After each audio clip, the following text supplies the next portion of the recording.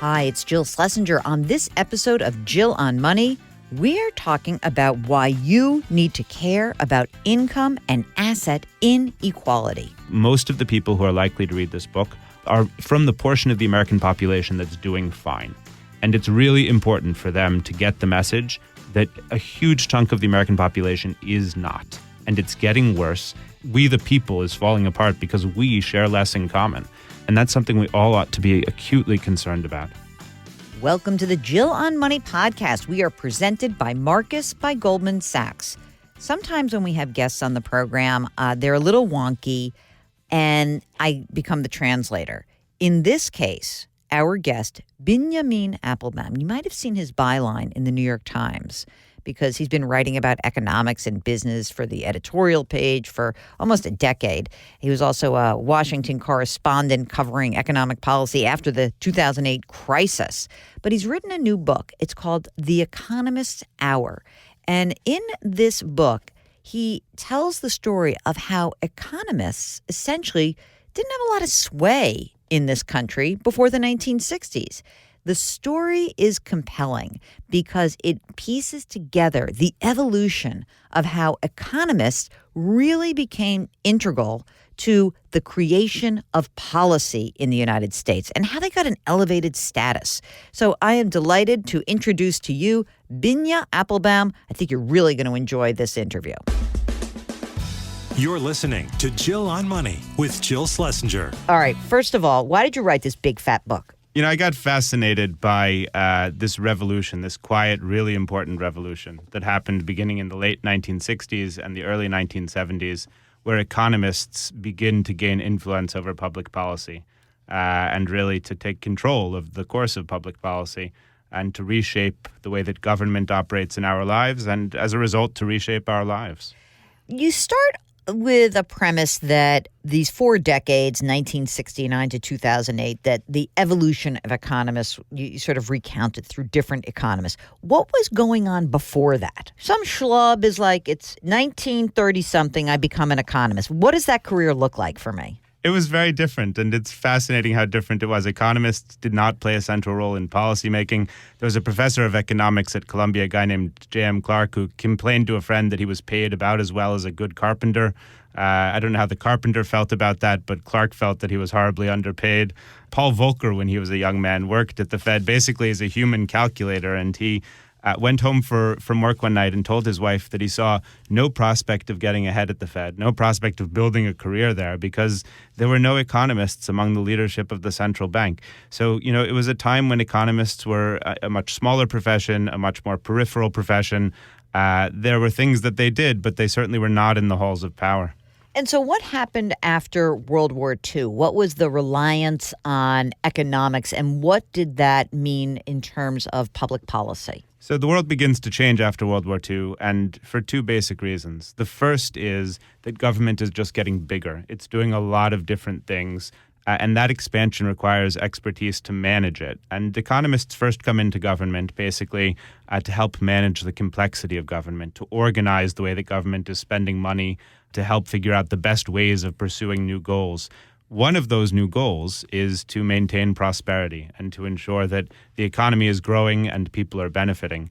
And pretty quickly, economists begin not just to work in the boiler room, but to come up to the boardroom and to set the course of policy, to begin to influence how government pursues that very important goal. Now, and some of it seems rather altruistic, that I want to help society through policymaking. And in the early stages, this is about income inequality or access or just fairness, right? The first economists who come into government believe profoundly that hands-on management will improve economic conditions, that they can literally make the world a better place. And moreover, that one of the primary responsibilities of government is to ensure that people are broadly benefiting, that those at the bottom are better off, those at the top are better off, that inequality is limited. How does that start to shift, and who is the shapeshifter? It's really during the 1960s that this paradigm begins to fall apart. There's like 3 decades of really strong economic growth after World War II. And as that begins to sputter, a new breed of economists really come to the fore. And they argue that the government needs to revive economic growth by taking its hands off the economy, by stepping back and relying on markets in place of bureaucrats. And really importantly, they argue that the very focus on inequality, on the broad distribution of wealth, is a problem. It's getting in the way of economic growth. And if you want to maximize growth, what you need to do is let the chips fall where they may. Some people are going to get very wealthy, but you shouldn't worry so much about that because everyone will be at least a little better off.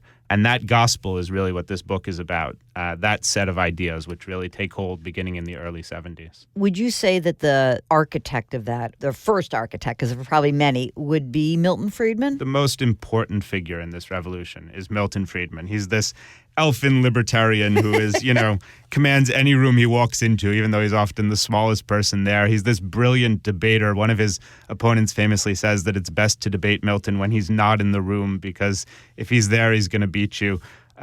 Sparkling wit, really good at breaking down economic concepts, and this passion, this single-minded passion for the idea that the solution to almost every problem in public policy is for government to get out of the way. And we should also note that his wife was also part of this. It sounded more like she was sort of the silent partner in the background, but also an economist, right? Yeah, Rose Friedman. They met actually in graduate school at the University of Chicago. They were seated next to each other by a professor, and a marriage ensued. It's actually fascinating how many of the great economists of the mid-century had these female partners who often did a lot of the work, had a lot of the ideas, and shocking. got 5% of the credit at most. That's hardly ever happens anymore. It's I'm very sure. hard to believe, Yeah, exactly. So make the case for the embrace of markets. What was the theory behind it? What did it try to do, and where did it fail? The idea was that growth was slowing down, and it was slowing down because the government was meddling. Friedman basically said, look, imagine you're in a dark room and you're trying to get across it. Right now, what we're doing is kind of groping and taking each step and thinking about what comes next. But actually, the best way to get across a dark room, which is sort of the task of a policymaker dealing with uncertainty, is just to set a fixed course and walk in a straight line. You want to minimize the amount of decisions that you're making. You want to minimize the amount of complexity in the decision-making. He said, for example, that the Federal Reserve should be replaced by a computer that just increased the supply of money at a regular rate. He said the best thing you can do is to stop causing problems and get out of the way and trust that markets will deliver better results than people. Where did that go awry? It goes awry at the very beginning. It begins with a misconception about the nature of markets. Markets are human creations. We make the rules, we set the boundaries, we determine the goals. And if you stop doing that, there's no such thing as a natural market, basically. It's just a market in which all of a sudden you've decided that, the rules are now you can do whatever you want, and the rules are now that the winner gets the lion's share of the returns. And that's a particular kind of market. It's a kind of market that delivers huge inequality and that actually doesn't deliver broad prosperity. And that's what we've seen over the last 40 years. Where do we first start seeing inequality bubble up from this market-driven thesis? It takes a little while to get going, but one of the earliest places that you see it is in the sphere of deregulation. So the Carter administration really begins aggressively to deregulate transportation. They start with the airlines. They bring in this eccentric but brilliant economist named Alfred Kahn to take apart the federal regulatory system for airlines. At the time, where airlines could fly, how much a ticket cost, what sandwiches you could serve on airplanes were all decided by a board of bureaucrats in Washington, D.C.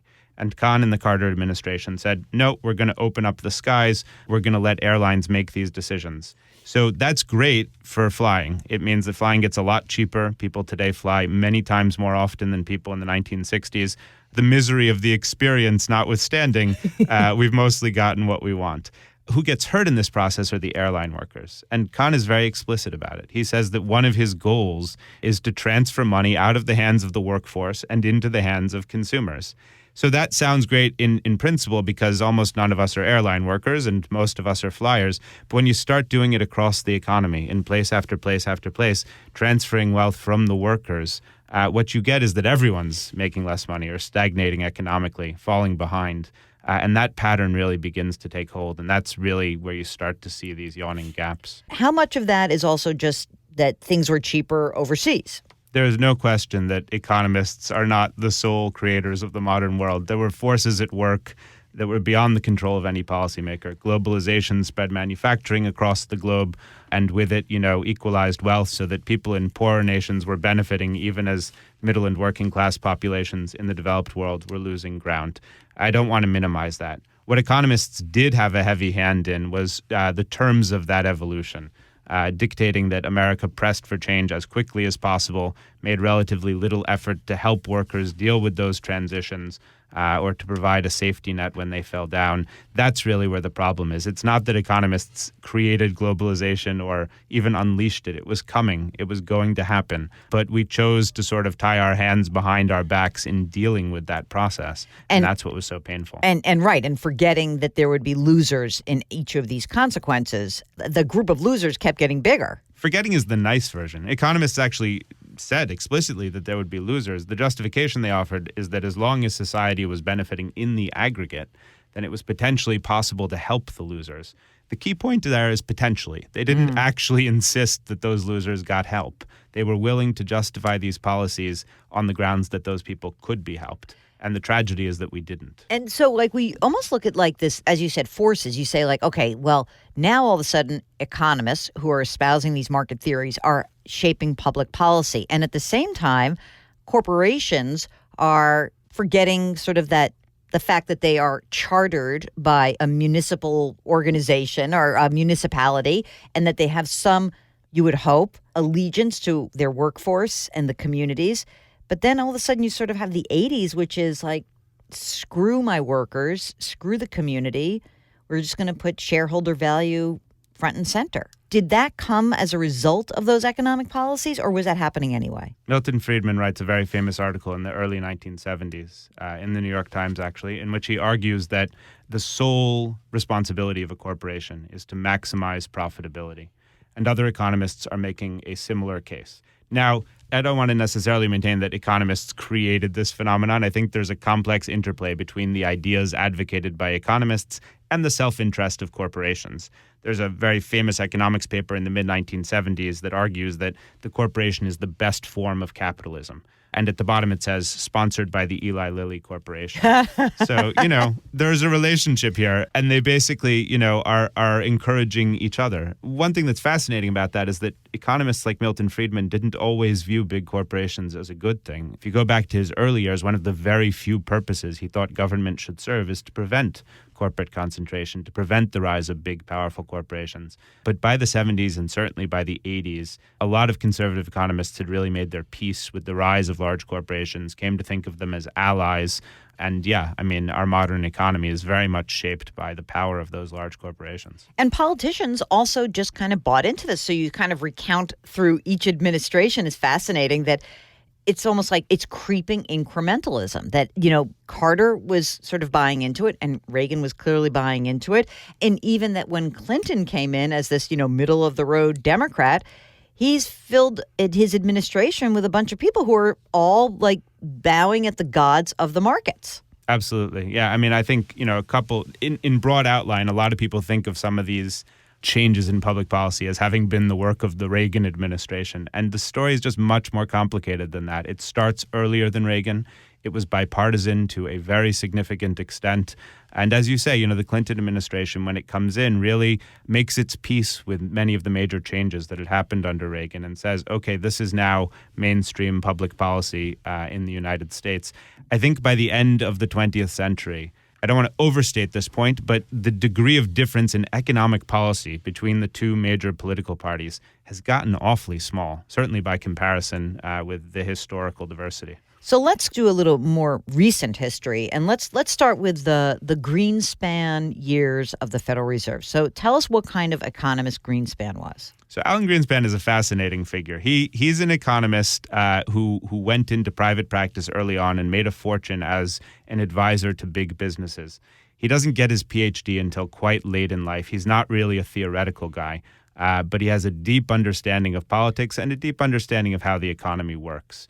He comes into office in the late 1980s as the head of the Fed. And from the outset, he says, I'm not interested in financial regulation. It wasn't that he thought markets worked perfectly, but he thought that regulation would make things worse. And so he literally says, he takes an oath of office to be the nation's chief financial regulator. And as he's doing it, he's saying in his own mind, this part I'm not serious about. He comes in, and then it's the crash of 87. Didn't he come in right before the crash? Yep. Okay. So the crash occurs. And what happens after that crash in terms of regulation? The Fed dives in and fixes, the immediate problem by pumping money into the economy, basically. So the Fed responds aggressively to the crash, adjusts monetary policy. The stock market picks back up. The economy barely feels the effect. So that crash is remembered on Wall Street, but it doesn't really show up in national GDP data. And Greenspan's ability as a manager of monetary policy is really affirmed by that early episode. But for anyone listening, go listen to my podcast with Diana Henriquez, who wrote a fantastic book about the 1987 crash and all the events leading up to it. It's a little scary and somewhat prescient when we think about what happened just 10 years ago. All right, so Greenspan's light on the regulatory pedal, ease up. What are the things that he eases up, and how is that set the stage for the financial crisis? So I think there's sort of two big areas that you want to be focused on. The first is that he is very supportive of allowing large banks to expand their lines of business, to enter into more and more areas, to become financial supermarkets. He's a big supporter of breaking down the barriers that were imposed after the Great Depression to sort of silo financial activity and to limit the size of the largest banks. He thinks these are outdated rules and he wants them to go away.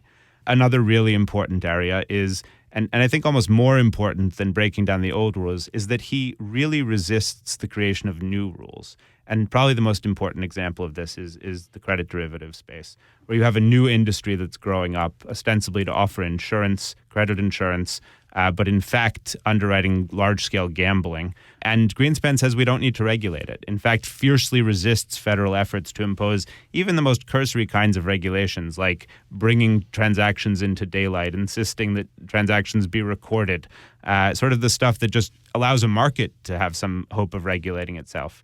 And what you get is just a black market, basically, in which nobody can see in from the outside. No one's quite sure what's going on. Innovation is happening very rapidly, and regulators are pretty much blind. This is Jill on Money. Hi, it's Jill Schlesinger, certified financial planner, CBS News business analyst, and host of the Jill on Money podcast. I'm here to tell you about our sponsor, Marcus by Goldman Sachs. Marcus is part of a storied company that's been a leader in financial services for generations. Marcus offers simple, secure access to FDIC-insured savings products, including a high-yield online savings account that earns 4 times the national average. Marcus also offers certificates of deposit, including a no-penalty CD. Get inspired by your savings account and start saving today to help meet your financial goals tomorrow. You can money. Visit marcus.com/save. National average data provided by Informa, and accuracy cannot be guaranteed. Marcus deposits products provided by Goldman Sachs Bank USA, member FDIC. And now back to our interview with Binyamin Appelbaum. He's the author of The Economist Hour. As the financial crisis hits, we have a new regime. It has now shifted. When was Greenspan's last year? 2006. Okay, so now we get the Ben Bernanke era. Tell us about Ben Bernanke. So Ben Bernanke is a guy who has studied the Great Depression. He's a scholar of monetary policy. He's a theoretical guy in a way that Greenspan never was. And his view of the Great Depression, which is a very influential view, is that what went wrong is that the financial system was allowed to collapse. That when you lose a bank, you don't just lose, its ability to make loans. You lose its institutional knowledge of its customers. And no replacement institution is going to be able to lend to the same extent or with the same confidence. And that's some of what causes the economy to contract. So Bernanke is very focused on preventing the financial system from going down. And he pumps money into the economy to prevent that. Basically, offering transfusions to the banks until they stand up and start walking again. That is his absolute focus. But with the collapse of the economy, he also begins a reconsideration of the purpose of the Fed as an institution. Because under Greenspan and Volcker, the sole focus was really on limiting inflation, just getting inflation as low as possible and keeping it there. And they insisted that that was sufficient to produce stable and steady growth. And for a while, it seemed like they were right. But 2008 made it impossible for people to take that idea seriously. And so Bernanke and his successors really needed to grapple with a broader vision of what the Fed is supposed to do. I always think the Fed has three main jobs. One is as a regulator, right? That's the biggie. And then we have this thing called the dual mandate. So when did the dual mandate, which is essentially have an economy that has enough jobs so that if everyone wants a job, gets a job, and keep inflation low, when did that come to be? So the Fed is created in 1913 basically to prevent and to fight financial crises. That is the original purpose of the institution. And over time, as you say, it gains this other purpose, which in time becomes even primary. And it's basically the same history that we've just talked about. So after World War II, the idea that the government is responsible for minimizing unemployment becomes prominent in public discourse. At first, the Fed is regarded essentially as irrelevant to that project. It's a fiscal policy project. But Milton Friedman is really the person who succeeds in convincing policymakers that actually fiscal policy is the wrong way to address those issues. The only government entity that can meaningfully regulate economic activity is the Federal Reserve, and its focus should be on regulating inflation. So through the 60s and the 70s, you have this debate in public policy, an effort to sort of make the law of the land that the Fed is responsible for dealing with unemployment and inflation, and then a battle inside the Fed that's ultimately resolved in favor of minimizing any responsibility for unemployment and just focusing on inflation. I guess that I didn't know this, that Humphrey Hawkins only goes back to the Carter administration. I had no idea. And in fact is a last-ditch effort to force the Fed to do something that the Fed has already basically decided it's not interested in doing. So the point in time at which the Fed is legally charged with minimizing unemployment by the Humphrey Hawkins Act, it's basically a sort of a last hurrah of the Keynesian project of making government responsible for unemployment. That law goes on the books even as Paul Volcker is taking over the Fed and basically instituting a new regime that is solely focused on minimizing inflation. By the time that law is written, it's frankly a dead letter. Keynesian only comes back after the financial crisis? The financial crisis basically reopens the debate. It's so clear that what we've been doing for the last 4 decades hadn't worked, that there's this new opportunity to think about alternative policies. In the first place, the old observation that, in foxholes, all of a sudden you find a lot of Keynesians is true. When the economy crashes, people want to do something. And Keynes offered this powerful set of ideas for doing something. So interest in his ideas revives. There is still, an awareness that what was happening in the 60s hadn't worked. So it's not like people want to revive exactly those policies, but they want to take the good parts from them and to reconsider the bad parts of what we've been doing lately. In the aftermath of the financial crisis, who is the champion of helping the people? Who is that economist who is saying, we're doing this wrong, like you can't do one without the other? There were a lot of economists making that case. I think in the hour of decision-making, there wasn't enough debate about the need to help people. There was still the policymakers with whom Obama surrounded himself were mostly indoctrinated in this view that you ought not to go out and help people. They were very reluctant to take those steps. And in time, you get a newer generation of voices saying, listen, inequality in our economy is a fundamental problem. The debt burden on many consumers is a fundamental problem. We can't just fix the financial system and trust that it's going to produce broad prosperity. We need to reconsider what role government should be playing in the economy. And over the last decade, we've heard a generation of younger economists grounded in a much more careful analysis of data that has become possible because of computing power, grounded in a much broader willingness to consider ideas from psychology, and other fields, really offering an alternative vision of government's role in the economy that I think is compelling and promising. This is slightly depressing, this book, I got to tell you, because there's a stat early on that I highlighted, which blew my mind. In the United States, growth slowed in each successive decade during the half-century described in this book, from an annual average of 3.13% in the 60s to 0.94% in the 2000s, and that's adjusting for inflation and population. What's the answer here as growth is slowing down, and how can economists help make those slices of the pie a little bit more even? I think there are two answers, and maybe the way to frame it is to talk for a moment about the 1990s, which is a period that many people remember as the last era of really great prosperity in the United States. And it was, but In the 1990s, what we were basically doing is harvesting an orchard that had been planted in earlier generations. We had the most educated workforce in the world. We had made massive investments in the development of the internet, and we were able to reap the gains of those investments. What we were not doing in that period was investing in the future. We were no longer investing in education. We were no longer investing in research.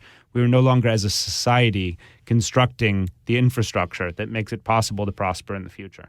So the first part of the answer is that we need to be making those investments as a society. We need to take seriously the idea that government can make people's lives better, not necessarily so much immediately as in the long term. The second answer is that inequality is a problem. When you say that the book is depressing, I'm actually glad in a sense because I think most of the people who are likely to read this book are from the portion of the American population that's doing fine. And it's really important for them to get the message that a huge chunk of the American population is not, and it's getting worse. And that inequality is not only bad for those people, it's bad for all of us because it means that they can't produce and reach their capacity, and because it means that democratic governance gets harder. We the people is falling apart because we share less in common. And that's something we all ought to be acutely concerned about. So the problem is inequality, and the solution is public policies that are explicitly focused on reducing inequality. And I think those two paths have a lot of promise. All right, that's kind of pretty optimistic.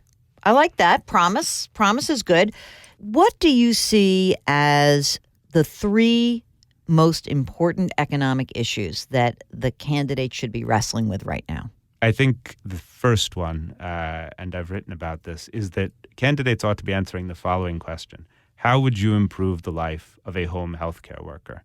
People don't know this, but the most rapidly growing kind of work in America is taking care of baby boomers. And the people who do it are incredibly poorly paid. They don't have benefits. They don't get to take care of themselves. We still have politicians talking about, reviving steelworking jobs, autoworking jobs. Never going to happen. This is a service economy, and our focus needs to be on improving the quality of service work. That's number one. Number two, we need to find a way of building a public consensus in favor of making investments in the economy, in favor of providing education. Universal pre-K is a wonderful idea with a lot of potential. It's expensive, but it's the type of thing you need to invest in order to realize long-term growth. So I think those two would be very much at the top of my list. How important is the healthcare? Because you mentioned home healthcare workers and people working with aging baby boomers. How important is that as an issue? Absolutely. It's a huge issue. And I would sort of fold it into this umbrella of improving the life of that low-income worker, because right now the person who's providing healthcare for the baby boomer does not have their own health insurance policy in many cases, does not have easy access to care, cannot take care of themselves. Strengthening the social safety net is an important part of making sure that the prosperity, the massive prosperity of America in the 21st century is actually making life better for the people who live here. So presumably you believe that the future will hold higher income tax rates for those who earn more money. Because to do the things that you're suggesting, we would suspect that there will be higher tax rates for those earning more money, not necessarily in the middle. I think Americans generally support a level of government services that exceeds their willingness to pay for it. That is, the deficit in simplest terms. We've allowed the amount of money that we collect to deteriorate over time. We need to find a way of building public support for the things that we all say we want and understanding that they need to be paid for. And yeah, part of that is that if we want all of these things, we need to be willing to pay higher income taxes. Let's make it simple. You want it simple, you're going to pay more in taxes. For everyone who's called here and said to me, I want a simpler tax code, I always say, okay, I hope you enjoy your higher taxes, because that's what it will be. It will be simple and it will be more. That historically has been a very fruitful direction. The 86 tax reform that is still remembered fondly by everyone, that's what it was. And, we've allowed sort of the tax code to get riddled with loopholes again. And I think there's much to say for making, the tax base broader and that's important. You're listening to Jill on Money. Okay, it is time for the Marcus Minute. We're presented by Marcus by Goldman Sachs. Today in the hot seat, Binyamin Appelbaum. His book is called The Economist Hour. Are you ready to play? I'm ready. What's one word to describe your relationship with money?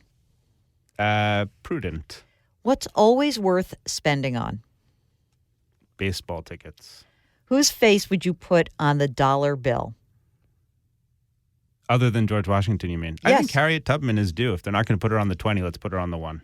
How much do you spend on a haircut? And I am smiling at this one. $20. Does that include your beard? No, I trim my beard myself. It's your last day on Earth. You've got $100 in your pocket. What are you going to do with it? I don't know, get a really good meal. Binyamin Appelbaum, thank you so much for being with us. It's my pleasure. Thanks so much to Binyamin Appelbaum for coming in. What a great guest. So informative. The book is called The Economist Hour: False Prophets, Free Markets, and the Fracture of Society. We drop new episodes every Tuesday and Thursday here, and sometimes we throw in a bonus. If you want to make sure not to miss one single episode, subscribe to Jill on Money. You can do it at Apple, Stitcher, radio.com, Google Play, anywhere else you find your favorite podcasts. And if you have a financial question, don't forget, you can always email us. Ask Jill at jillonmoney.com. Our music is composed by Joel Goodman. Mark Talercio is the best executive producer in the world. We're distributed by Cadence 13. Our show is presented by Marcus by Goldman Sachs. See you next week.